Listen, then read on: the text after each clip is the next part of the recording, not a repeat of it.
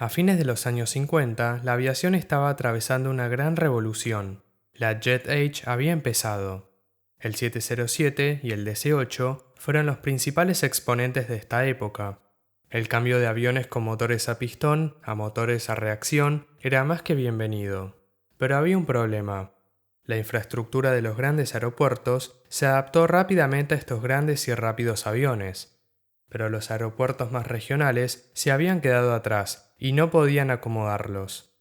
El Caravelle de Sad Aviation fue una de las primeras soluciones a este problema. Varias aerolíneas de Europa incorporaron el jet a sus flotas, así también como United Airlines. Al ver esto, Boeing no quería quedarse atrás. El potencial de un avión para vuelos de corta y media duración, que pudiera operar con poca infraestructura, era evidente, y Boeing también quería participar. Tres de las más importantes aerolíneas de Estados Unidos, United Airlines, American Airlines e Eastern Airlines, le solicitaron a Boeing que creara un nuevo avión. Las especificaciones de las tres aerolíneas eran completamente diferentes. United Airlines quería un avión con 4 motores que pudiera volar en aeropuertos hot and high como el de Denver, que era uno de sus principales hubs. American Airlines quería una aeronave con 2 motores que sería más económico para vuelos de corta duración.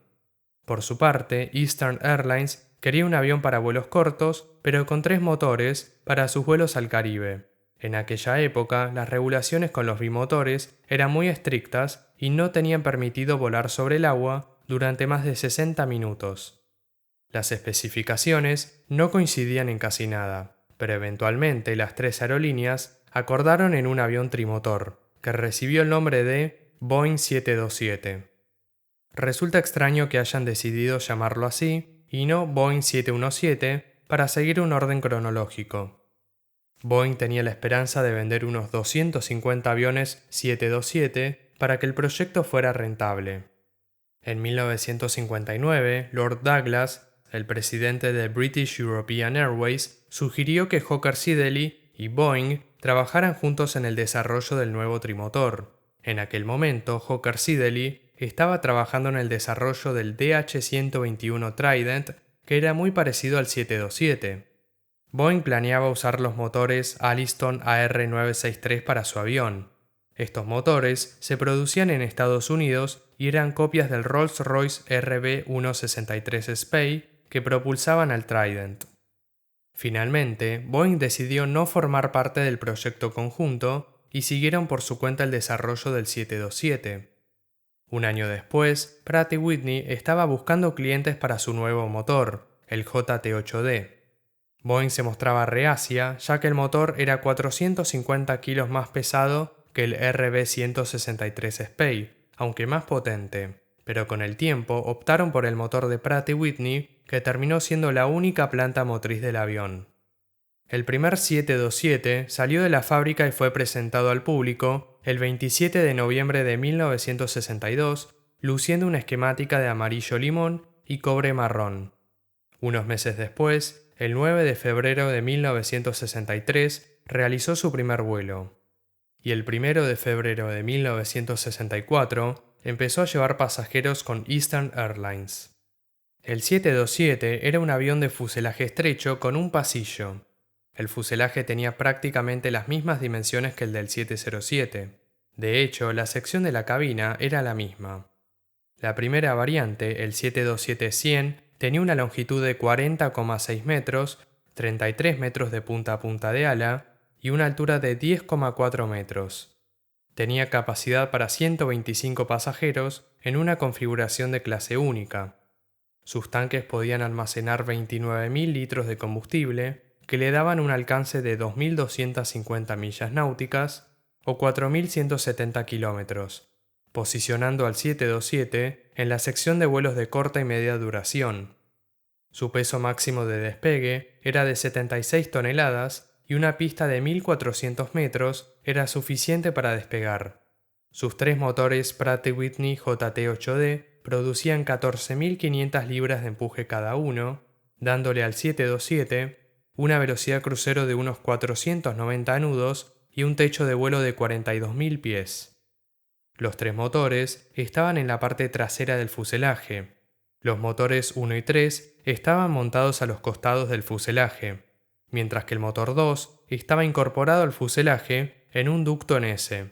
La posición y la forma inusual del ducto trajo algunos problemas en los primeros vuelos. En ocasiones, la corriente de aire se veía distorsionada, causando pérdidas de compresor en el motor 2, algo molesto pero tampoco catastrófico. Boeing solucionó el problema incorporando grandes generadores de vórtices en el ducto para que la corriente de aire sea uniforme en todo momento. El 727 fue diseñado para aeropuertos más chicos con infraestructura limitada, por lo que la independencia del equipo en tierra era un factor muy importante. Uno de los aspectos más distintivos del 727 era la escalera en la cola. Permitía la entrada y salida de pasajeros sin la necesidad de una manga, una solución innovadora y muy inteligente. Pero hace 50 años, una persona le vio otro uso a esa escalera. En noviembre de 1971, D.B. Cooper secuestró un 727 y tras recibir $200.000 y 4 paracaídas, abrió la puerta trasera y saltó al vacío. Nunca más se escuchó o se vio a Cooper por ningún lado. Desde entonces, la puerta trasera tuvo seguros que impedían que alguien la abriera en vuelo. El 727 fue el primer avión de Boeing que incorporaba una Auxiliary Power Unit o APU. Gracias a ella, la aeronave podía seguir teniendo energía eléctrica sin la necesidad de un generador en tierra o tener uno de los motores encendidos. Hoy en día, la APU se puede ver en todos los aviones de esta categoría. Se suele encontrar en la cola, justo detrás del estabilizador vertical. En el caso del 727, la APU estaba en la bahía del tren de aterrizaje principal. Otra característica era el patín de cola que protegía el fuselaje en caso de un tail strike. Se necesitaban 3 personas en la cabina, piloto, copiloto e ingeniero de vuelo, que se encontraban con una cabina clásica de instrumentos analógicos. El 727 demostró ser un avión tan fiable que fue la columna vertebral de las grandes aerolíneas en sus rutas de corta y media distancia. También fue una pieza esencial para aquellas aerolíneas que recién estaban entrando en el mercado. Sin ir más lejos, la propia Emirates inició sus operaciones con una flota de 2 Boeing 727 en 1985, siendo ahora, 36 años después, una de las mejores aerolíneas del mundo. El 727 fue sin duda una gran aeronave, principalmente porque podía despegar de pistas cortas y hacer vuelos de media distancia. Esto permitía a las aerolíneas llevar pasajeros desde grandes ciudades, cuyos aeropuertos eran chicos, a destinos turísticos en todo el mundo. Sus alas eran las que le permitían esta operación flexible. No había motores colgando de ellas, por ende había menos resistencia y una gran velocidad de crucero. Al estar los motores lejos del suelo, el 727 podía operar en pistas de grava o poco preparadas. Sus grandes flaps y slats permitían bajas velocidades de despegue y aterrizaje. También estaba la opción de incorporarle frenos en el tren de nariz. Supuestamente, esto reducía la distancia de frenado en unos 500 pies o 150 metros. En 1967, Boeing lanzó la variante 200. Era 6 metros más largo que la variante 100. Los motores eran los mismos JT8D, pero de una variante que proporcionaba más empuje. Podía acomodar a 155 pasajeros y volar una distancia de 1900 millas náuticas. El peso agregado aumentó su peso máximo de despegue a 78 toneladas. 3 años después, en 1970, salió la versión más avanzada, el 727-200 Advanced. Era superior al 200 en cuanto a alcance, empuje de los motores y peso. A mitad de los años 70, Boeing fabricaba más de 100 aviones de esta variante al año, siendo un total de 935 aviones de esta variante. También se crearon versiones cargueras de la variante 100, 200 y 200 Advanced. FedEx fue uno de sus principales usuarios. Otras versiones sirvieron para la CIA durante la Guerra de Vietnam y también para la USAF como aeronaves de transporte VIP. Boeing planeó crear más versiones para mantener la aeronave al día.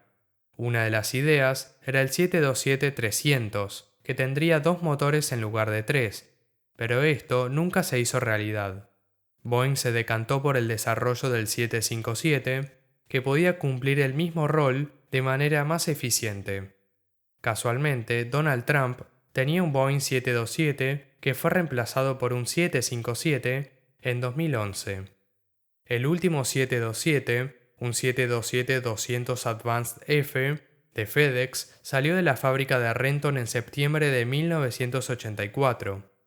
Desde que el primer 727 había salido de la fábrica 22 años antes, se fabricaron 1.832 ejemplares, un número extraordinario, convirtiendo al 727 en el avión más vendido de Boeing hasta que el 737 lo superó en los años 90. De hecho, el 727 fue también el único avión de Boeing con 3 motores y con una cola en T. A fines de los años 90 y principios del siglo XXI, el 727 era viejo y obsoleto, pero sobre todo ruidoso, algo característico de los motores con bajo índice de derivación. La solución al problema fue la incorporación de un hush kit en los motores que reducía el ruido lo suficiente para cumplir con las regulaciones. Pero incluso así, desde 2010, el 727 y otros aviones similares tienen prohibido volar en algunos aeropuertos de Australia. A estas alturas, el 727 no era para nada económico de operar. Sus motores consumían mucho combustible, el mantenimiento era cada vez más complicado y costoso, y había que pagarle a los ingenieros de vuelo, que en pleno siglo XXI ya habían sido reemplazados por las computadoras. Muchas aerolíneas empezaron a reemplazar su flota de 727 por el 737-800 o el A320. En 2016, tras 25 años de renovación, el primer 727 construido voló hacia el Museo del Aire en Seattle, donde encontró su lugar de descanso permanente. A lo largo de su vida, este avión transportó 3 millones de pasajeros. El Boeing 727 cerró su capítulo en la historia del transporte de pasajeros el 13 de enero de 2019, cuando el vuelo 851 de Irán Aseman Airlines realizó la ruta entre Sajedán y Teherán. Al día de hoy, hay unos 20 Boeing 727 en servicio, todos volando como aviones de carga en distintos países del mundo, siendo cada vez más difícil de avistar. Aún así, hubo personas que se resistieron a esta idea y decidieron darle un mejor destino a los 727 que estaban por ser desguazados, como por ejemplo este Boeing 727 de Avianca, que terminó siendo un hotel, o este entusiasta que convirtió este 727 en su casa.